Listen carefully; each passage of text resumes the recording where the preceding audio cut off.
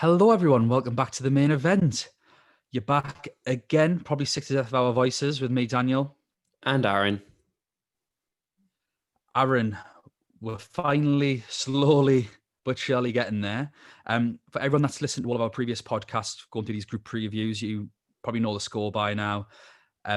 Also, we hope that you're following us already at UCL Fantasy Pod on Twitter and also on the main event Champions League Fantasy Podcast on YouTube and on Spotify. Get that in there now so we can get cracking straight on to Group F. Yes. Aaron, Borussia Dortmund. Going to be a team that I think we're going to enjoy watching this year, as we do every year. Incredibly entertaining. If wildly inconsistent, it's a bit of a shame. This is one of those groups that I'm really looking forward to watching. I just think it's a group of teams that are incapable of defending as well. And that just put all emphasis on attack. And there was no more so in this group than Dortmund. So some quick transfers that they've had. Hakimi went back to Real Madrid from his loan spell and then was instantly sold to Inter Milan. And Mario Götze has been released from his second spell at the club. They have brought in Meunier from PSG to replace Hakimi, and Bellingham from Birmingham. He's came in as well, and he's actually been playing quite a few games, which is nice to see. Young English lad going over there, following the footsteps of Jadon Sancho. They've got plenty of injuries. Zagadou at centre-back, been out with a knee injury since August. We don't know when he's back. Schmelzer, the left-back, although he's probably getting on a bit now anyway. I'm not sure how much he'd play. He's been out since July. No idea when he's coming back. Torgan Hazard, massive miss. He tore part of his muscle in mid-September, and we have no idea when he's back. And Akanji has COVID. Centre-back Akanji, who's played the last 4 games, has COVID. So we don't know who's going to play centre-back in their back three, because they do play a back three. That's what they've been playing for a long time now. It's what they've played before the restart, since the restart, and since the new seasons began. So we do know that much. But who's going to fill in for that next to Emre Can and Matt Hummels? I'm not too sure just yet. We've got no proof of who's going to play there. So I'd probably say maybe avoid that sort of position there and avoid Akanji for game week 1 until we know that he's recovered from COVID and allowed to come back to training. They have, more often than not, stuck to the 3-4-1-2, although they have sort of reversed a little bit and went for a 3-1-4-2 for one game that they lost 2-0 and immediately changed it. One thing that I have noticed is their goalkeeper, Berkey, hasn't played the last 2 games. Hitz has played, but I think that's because Berkey's been ill. I don't think it's COVID. I just think it's a bit like Shaqiri, where he showed flu-like symptoms. So I'm not too sure on that situation. And I wouldn't go for either of them, to be perfectly honest. We've then got Meunier, who has been playing, but he's not really done much. He's played all 4 games, but he doesn't have an attacking return to his name. Guerrero, who was so consistent last year in the Champions League, he's only played, I think, 2 of the last 4 games and also doesn't have an attacking return. So that's a bit worrying, especially at his price point, because he's a real premium defender. Paslak's sort of been in and out the side at 4.5 million for a defender, but playing as a wing back, usually coming off the bench for Meunier, or starting instead of Guerrero. He could be punty, but good. Depends on how much of a risk you want to take. Meunier is a defender on the game. If you do think he might come good in the Champions League, and at 5 million, it's a good access to an attacking wing back. But where we need to look at this team for me are the front players. There's so much of a threat going forward, and we're spoilt for choice, really. So Gio Reyna has played in 3 of the last 4 games. In those games, he's got a goal and 3 assists. All 3 assists did come in the same game in a 4-0 win, which was the previous game they played. He moves between central attack and midfield and the wing, and he's not very effective on the wing. So if he's playing there, that is a concern. But if he's playing behind the forwards, it's 6.5 million. I think he could be a really juicy signing. Bellingham is also 6.5 million. Between the two, I think I'd go with Reina. But Bellingham does have an assist, and I think he did score earlier in the season as well, in a 5-0 win. I've just got the statistics mini for the last 4 games as a part of their form. Haaland is Mr. Go-To, 11 million, but I think he's worth it. In the last 4 games, he has got 4 goals. Is that right? 5 goals. My bad. 5 goals in 2 assists in 4 games. He's also the penalty taker, and he's the best young striker in Europe by an absolute country mile. Best young striker in the world. Jadon Sancho, I'd probably avoid. He hasn't had the best start of the season. He's got 1 assist, I think, in the last 4 games at least. But he's not been playing because of the Man United situation. He does have it in his locker to turn it on any day of the week. But I think for double figures in this game, there are better, more consistent options that we can rely on more. And especially when, I think it's around 10% showing 11 for Haaland. Just pay the million and then maybe go 10 somewhere else for your Sancho money. Yeah. Reina is a good bet though. It's 6.5. And like I say, a pass like in defense could be, again, punty, but if you wanted to take a risk, it's too much of a risk for me. I won't be going for it. Form-wise, like I say, they've been a bit hit and miss. They have beaten Mönchengladbach 3-0. Mönchengladbach are obviously a Champions League team. They've lost 3-2 to Bayern in the cup final, which, doesn't disrespect anyone getting me 3-2 off Bayern. The worrying thing is they did lose the game before that 2-0, but I think the same week Bayern lost 4-1 to Hoffenheim, so it might have just been one of those weeks. They won the first game of the season 5-0, and they've won the most recent game 4-0. So they've hit a little patch of 2 games there, but 1 against Bayern. I think other than that, they're pretty set. They do rotate those forwards. Rice has only been back for the last couple of games, yet to get an attack in return. But we know how good he is, and I think he's a real fan favourite. I think people gravitate towards Rice. I think he looks like a really likable character and a really likable guy. So I think people might just put money on him. I think he's 9 million just because they want to watch the game and enjoy it and hope that he gets a return. He might be on penalties as well if he plays. But we don't know the hierarchy between him and Haaland. So I imagine Rice might get them, which obviously bumps his value up. Yeah, I think with Dortmund, I'm definitely looking at Reina because he got the assist against Paris Saint-Germain when Haaland scored that rocket, even though he wasn't in the game at the time. And he was in the game. Assist. He didn't get accredited with that assist. Yeah. And it's really annoying because I had him in my team and I looked at it and I was like, well, where's the assist? Where's the assist? And apparently because Haaland did too much on his own, he didn't get it, which is ridiculous. Yeah. But just looking too much into it, to be fair. And one of the things that I like about Dortmund is that, they're going to be attacking. And in this group, it looks like they could score a lot of goals. So it's something that favoring the attacking players. And, it's not going to be a surprise that they attack at the detriment of their defense. So if you get mad that Guerrero and Meunier don't keep a clean sheet, you should have known what to expect with Dortmund. They're not that team. They're going to just attack.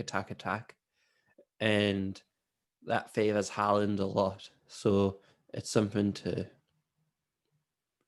I think he's a must-have, to be fair. Yeah, I absolutely agree. I've seen a few teams without him in. I don't have the stones for that. Like, I'm not brave enough to go without him. I think he was my first pick. I think when I made my team up and I just obviously got your blank slate of 15 players, I think he was the very first person I went to, irrespective of fixtures. My team will change based on fixtures.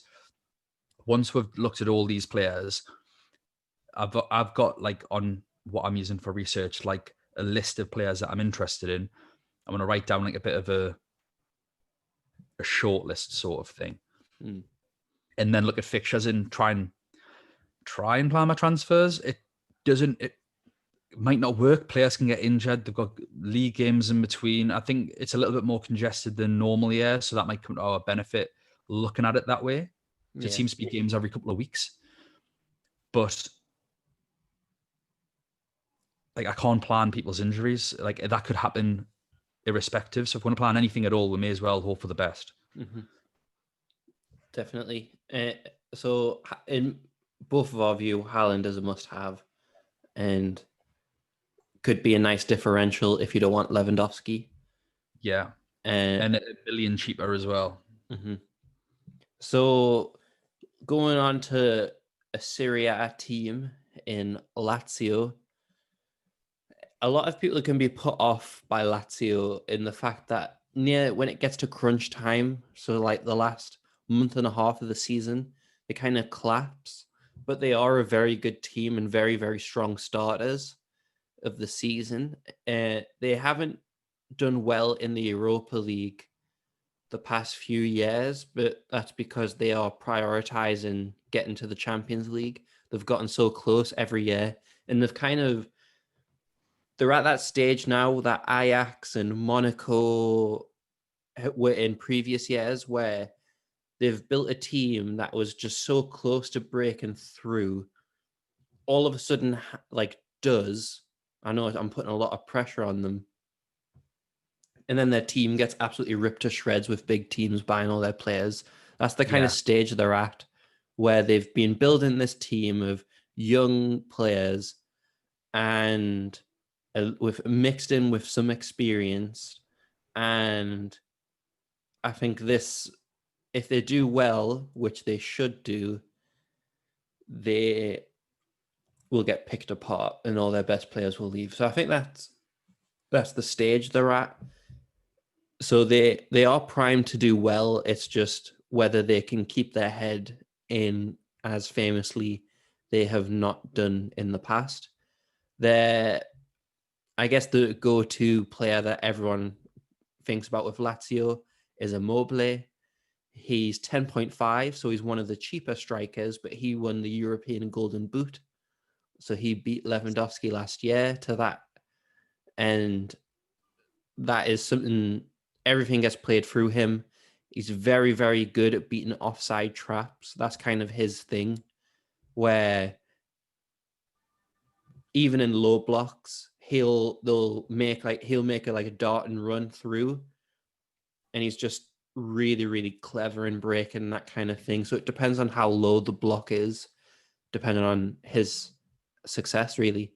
But even then, Lazio have so many other tools that they can use to break down. One of the big things that I think maybe not a lot of people know, so Milinkovic-Savic, I've rated him for years. I think he is going to be an unbelievable player if he can be motivated enough to make the jump to a bigger team. I know Man United were linked with him if Pogba left. He's a defensive-minded midfielder, so he's played in a defensive role. However, on the ball, he's more skillful than Pogba. Kind of use him as an example because of his stature. That's kind of what he is. He's very skillful on the ball, like deceivingly skillful. A good range of passing, and he can smash a ball in long distance. Like he has a very, very good long shot, and he's also 6'6", and he is the main target for heading. He is a very all-round player, and he's been on good form lately. Serbia played in the Nations League. He came on as a sub, scored 2 goals, including a ridiculous chip. I don't know if you've seen it, Dan. I haven't. I need to look through the international games. But Milinkovic-Savic's second goal is unbelievable in the last minute. Like, the goalkeeper's still on his line, and he makes it look like he's about to cross it. So the goalkeeper's just goes on his back heel and just kind of falls into the goal. And the ball just flies over him. beautiful goal. He is the main target for heading. You've got Luis Alberto, who is probably their main weapon. Everything revolves around Alberto. He has 34 appearances, he has 24 goal contributions, which is 11 goals and 13 assists. He plays as a second striker. So when everyone is occupied with Immobile, he does kind of like a Firmino, where he arrives in the box late and like he comes deep to collect the ball, sprays it around, and then just drifts into space. Like he's a very, very good player. I think he won't be at Lazio too much longer. The same with Savic, depending on how they do. I would only look at them three players, to be honest. Correa is good on his day. However, like I said before, they have the ability to just absolutely collapse if their head isn't in the game. They've got Lucas Leiva, who's really, really, he's just solid. He still plays for them from the Liverpool days. He'll pick up the ball recovery points. But I would only look at Immobile, Milinkovic-Savic, or Alberto, and unfortunately, they're all around the 8 million mark. So if you're looking for the second tier midfielders, Alberto and Milinkovic-Savic are probably the only players to consider, in my opinion.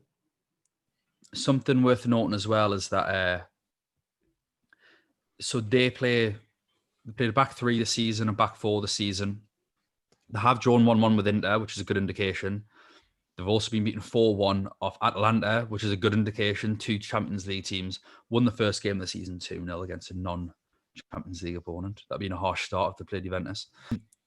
What the player that I've noticed, again, for those looking for a budget defender, Patrick's played every game this season. He's 4.5 million. The one thing I'd be hesitant with is that Radu, who has also played every game this season, I think he's a stalwart in their defence. He's injured and not expected back until the beginning of November. So he's likely to miss the next game. And it's not just a case of, oh, well, don't go for him. He's likely to miss the next game. When you have a defender who is so fixed and you remove that from the team, that makes the rest of their players less enticing to get. So I'd probably leave it a little bit, especially defensively. Serie A isn't what it used to be in terms of Italian defending. It just seems they just went mad. They've all just went completely mad. So it's obviously great. It's great to watch. I'd much prefer it, but I'd watch out for Lazio. I think this is a trap team. Luis Felipe, he's also injured. Bastos has done his hamstring in. He's injured. So these are like starting defenders. They don't have their starting defenders really from last season too much. I appreciate they've got a Cherby and Radu. So they aren't the same team. Lulic, a winger, did he play often last season, Aaron? Do you know Lulic? No, he's more of a substitute because last season they played a mix between Lukaku, his brother, Romelu's brother, who's just as much of a tank. And if I remember correctly, they sometimes played, what's his name? I think he's left now.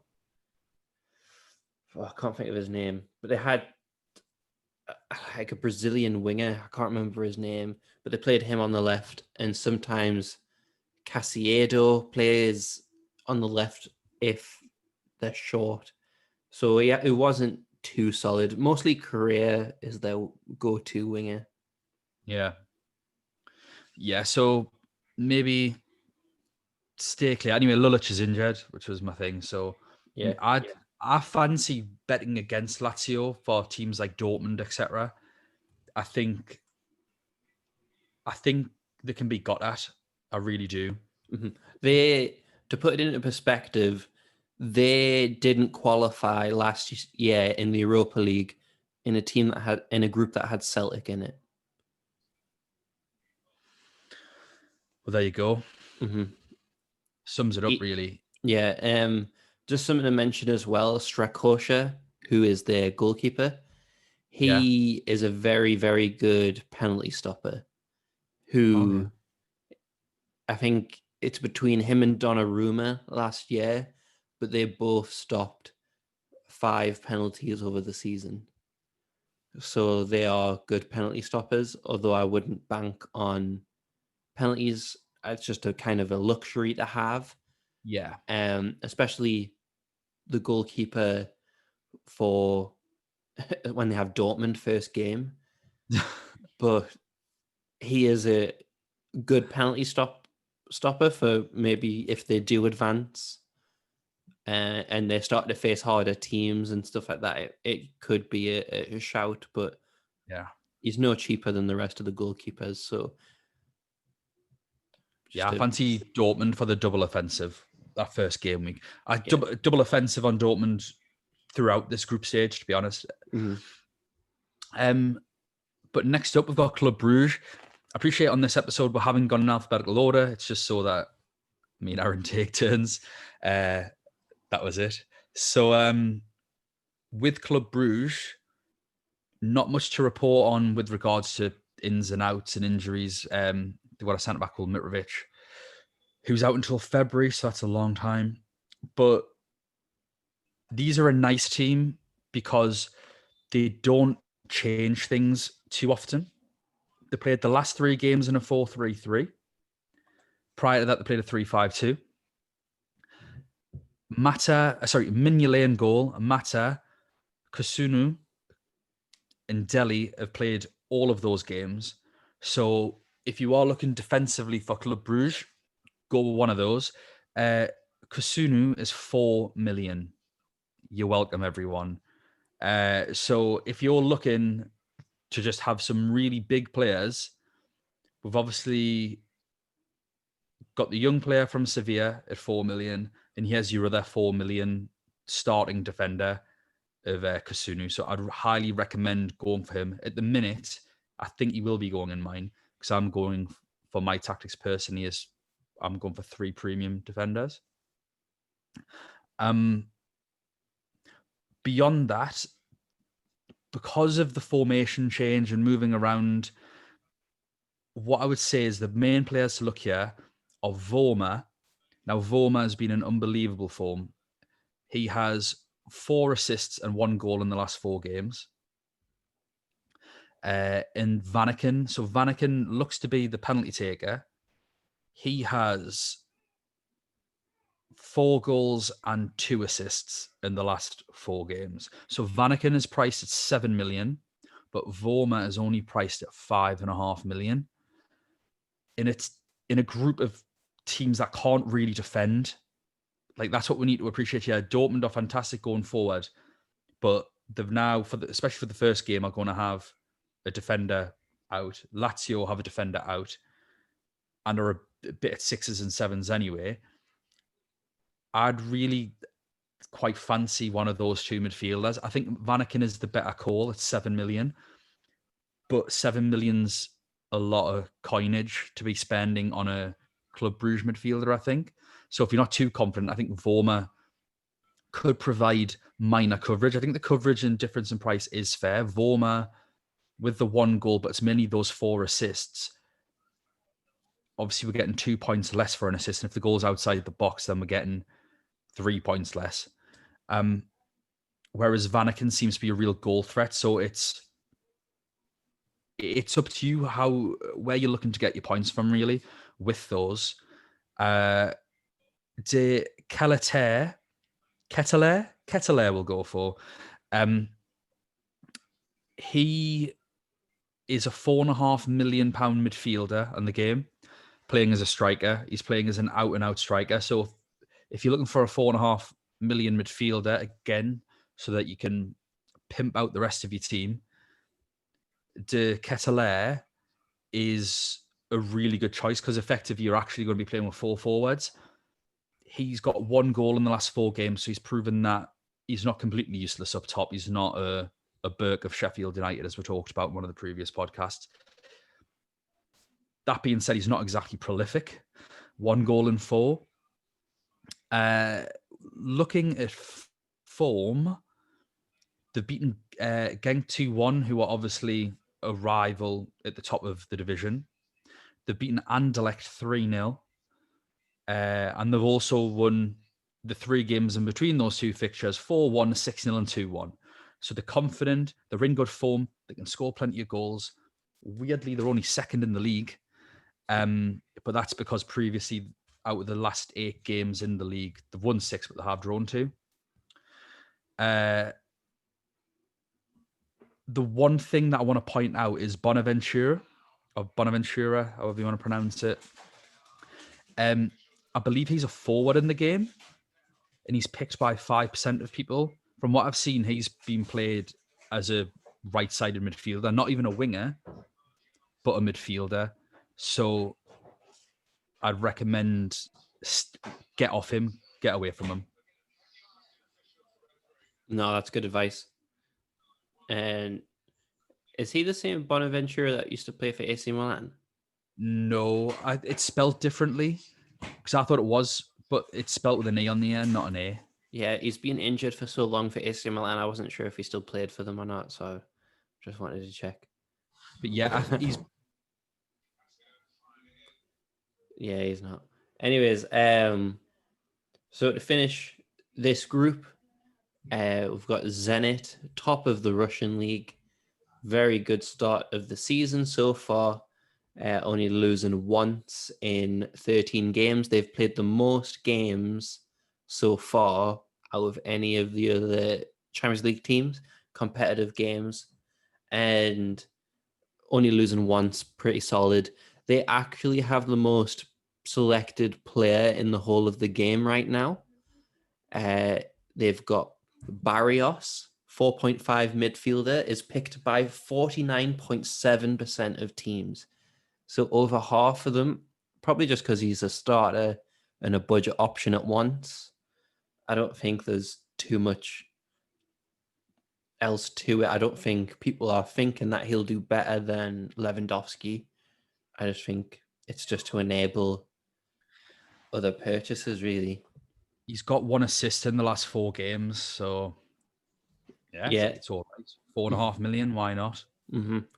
I think as well, like, if he's picked by that many people, you kind of run the risk of, if you don't have him and he does something for a budget option where, like, if he did by chance, we're not expecting anything, but if he did do something like an assist, you risk being left behind. But I wouldn't try to get him over. I wouldn't mess around your whole team to try and get him in if you have been able to go without a budget midfielder somehow.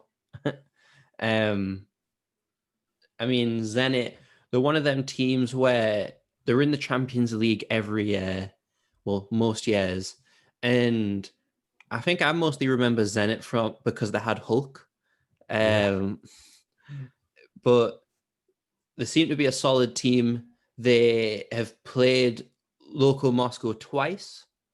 They beat them once, 2-1. We mentioned this on the opposite on the Local Moscow preview, but they've played them twice. They've played a lot of other teams that used to be Champions League teams, CSKA and Spartak Moscow. Yeah, I think that Zenit have a good chance of coming through this group, because even though I do want Syria to be on the up, I want it to go back to its former glory. I just don't trust Lazio enough. So I think Zenit, I know that I'm kind of spoiling my group prediction, but I think Zenit will beat them to it. And yeah, they've got some really good budget options. I don't know if you found any, Dan, that you wanted to mention. these were tough for budget. Barrios was a standout, obviously, 4.5 million in midfield there, 1 assist in 4 games. Budget-wise, Karavayev played the last 4 games, 4.5 million defender. Kirchhoff, 4.5 million pound goalkeeper, their first choice goalkeeper. Santos played the last 4 games.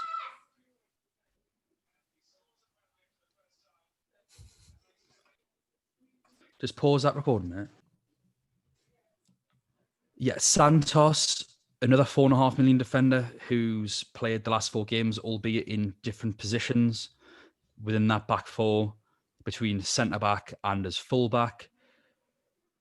But for me, the standout isn't budget really. I suppose for the position he is, but it's Zuba at 8 million. He's their penalty taker.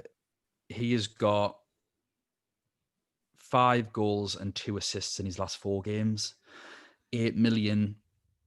If you are looking to play a 3 up front and you can't afford to get all the big guns in, I think he's a really good shout. I think it's going to obviously be sort of money-wise, probably between him and like a Gomez at Atalanta.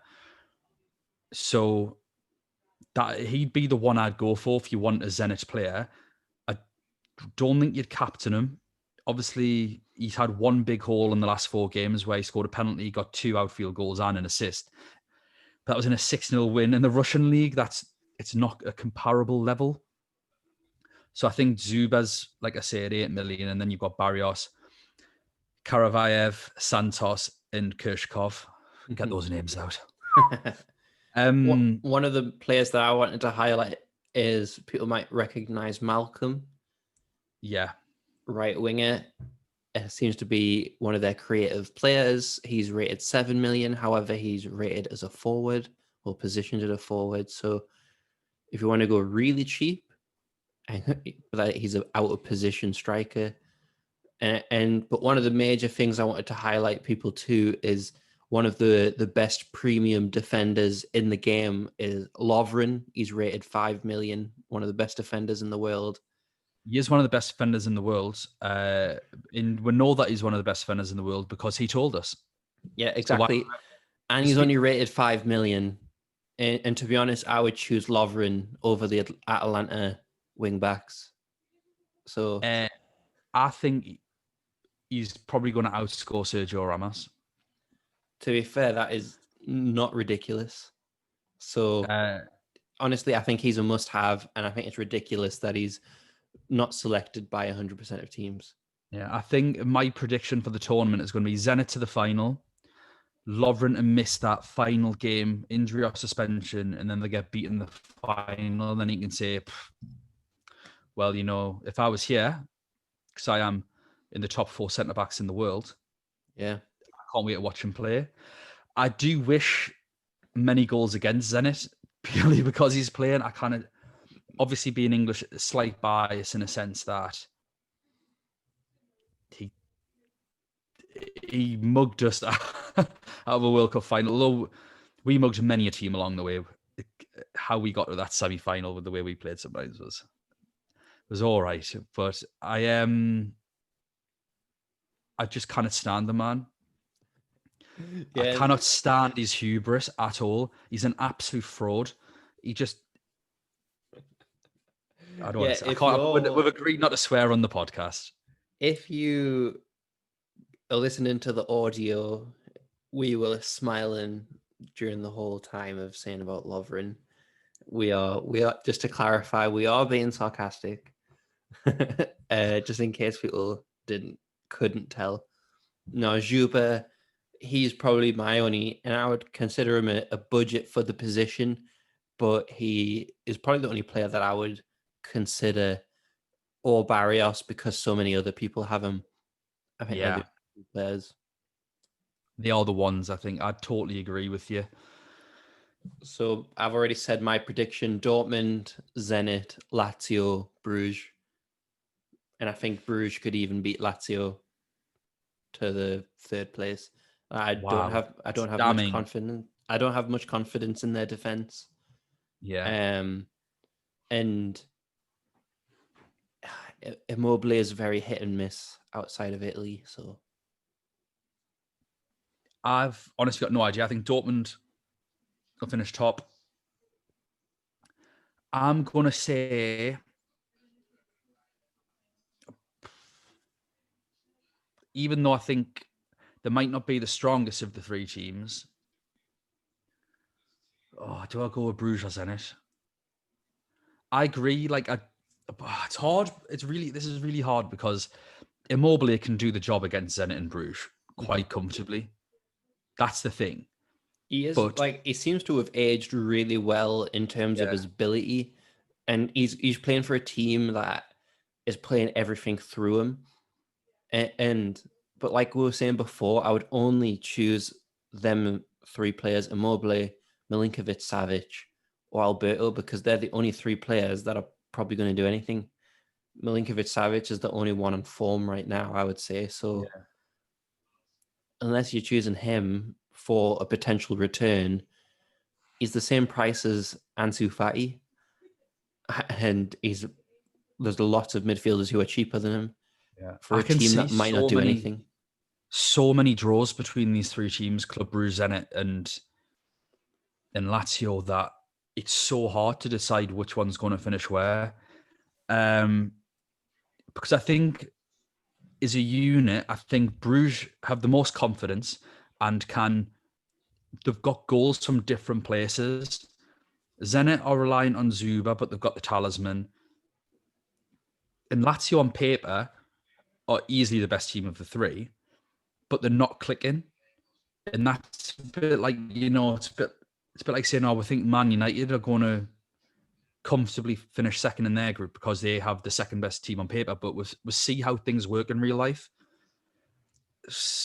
You know what? I want Bruges to go through, so I'll say they finish second. That's not an educated opinion or anything. That's just, I want them to finish second. So for the benefit of this, I'll say, yes, sod it.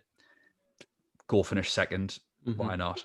Yeah, Lazio are such a hit and miss team that even though I'm saying they'll finish fourth, they have the individual brilliance to go straight into the knockouts, and the only games they lose against Dortmund. Like, they have that brilliance. It's just depending on how much do they place on the league and how much do they place on the thing. And mind you, Immobile got red carded. I don't know if you saw that. It was the most ridiculous red card I've ever seen in my life. So that skews the data a little bit. He's going to be missing from those league. It was a straight red, wasn't it? Was it a straight red? Yeah. So we'll see how it goes, but Atalanta definitely showed them how to play football, and drawing against Inter Milan with 10 men isn't the worst result. Yeah, I think we might be being harsh on Lazio just talking about. I think we might be having one of those moments where we can't see the forest through the trees, where the dude just finished second because they've got the brilliance. Like, if you watch Alberto, especially last year, 24 goal involvements in 34 games, that is an unreal fantasy option in any other game. So nothing this season though, has he? Nothing. Not yet. No assists. And they've had a rough start of the season though, so it's hard to judge. Yeah. Because I would say that if Inter and Atalanta were in this group, like, they would push Dortmund all the way through. So Club Brugge and Zenit are probably worse. Well, yeah, I would consider them being worse than Inter Milan and Atalanta. Yeah. So Lazio could very well beat them. I mean, Lazio pushed Juventus and were looking likely to win the title last year if it wasn't for the break until the league stopped. They were going to go on a win. They'd beat Juventus, and they were looking great to win the league, and it was going to be a great fantasy story, but they just couldn't get going with no fans. So it would be interesting to see if they can get fans going back in. I saw an interview with their manager that said that the league might get stopped again. So just see what happens, really. Yeah. That's one thing we're all just going to have to put up with, COVID. the COVID monster striking again. We just don't know what's going to happen, how it's going to happen, when it's going to happen. It's just got to roll with the punches, and sort of there's more important things in football. So yeah, I think that was our worst prediction, because I still haven't really came up with one, to be honest. But it's just the one thing that I think I can predict is that those three are going to be unbelievably tight. That's the one. I tell you what, the one thing that I would say about this group is because it's so tight. What we usually see is match day 5, match day 6. The big teams that have qualified rotating. I got stung with it last year where I think I got 28 points for 1 week because I think I had 5 players playing. I used my 2 transfers, and then I was like, yep, this is fine. I worked late. I didn't look at the teams. I didn't have a chance to do anything. Missed everything. I was like, oh my God, no one is playing. Missed the transfer deadline, so I can only make substitutions. Had like 1 player playing the second game of that match day. With these teams, if it is tight, I don't think anyone is dropping a player. Yeah. So I think these teams might be more reliable to just have people that are going to pick up points. I said it before, I'll say it again. I said it as well on the live reaction video. I just want to target forwards or midfielders from these teams. Yeah. I've got no interest in a single one of their, not one defender or goalkeeper from all of these, not one. Yep, definitely. But that's it. That's the end of this preview. On to the next one. Away we go. Thank you so much, as ever, for listening. We really do appreciate it. Hopefully, it won't take too long to get the next one out as well. Aaron, thanks again for joining me, and we hope everyone enjoys the rest of the day. Take care now. Bye. Bye.